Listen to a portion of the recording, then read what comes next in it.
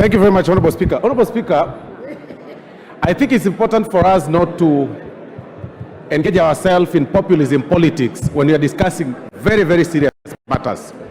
We all live in this country, Honorable Speaker. NGCDF has been in existence for over 20 years. Yeah, for about 20 years, Honorable Speaker. Devolution in this country came into place in 2013. But you can hardly show what devolution or county governments have done compared to what NGCDF does.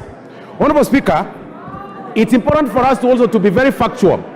Some of these governors that we are defending so much, that we are or county governments that we are defending to have a lot of money, cannot even spend the amount, cannot even spend the entire amount whenever they get it. We are getting into the closure of the financial year, but you'll realize that some governors have not even spent a quarter of the amounts that they got when the financial year started. I mean, really, here we are debating on how we can be able to add them more funds for roads when we all live in this country that governors do not even do roads, or the county governments are not working.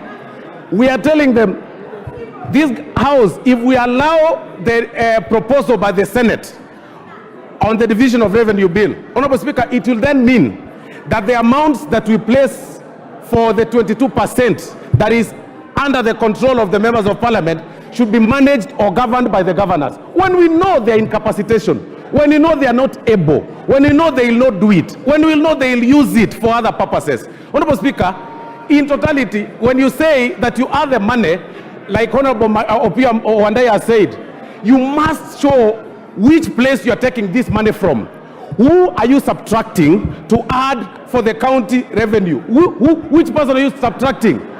And in this case, the main casualty will be the members of parliament. It will be the NGCDF. It will be the NGAF. Instead, we should actually be discussing on how we can add NGCDF money. We discuss on how we can be able to add NGAF, because at least we are able to see what NGCDF is doing, what NGAF is doing. Members of parliament seated on the opposite side, Honorable Speaker, are only playing populism politics.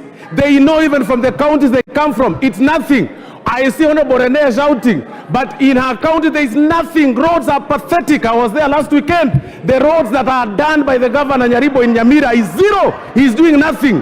I see Honorable Obadia complaining here, but you go to Bomachoge Borabu, the village roads that are supposed to be done by the county governments have not been done. They are pathetic. The ECD classes that they are supposed to build are not being built.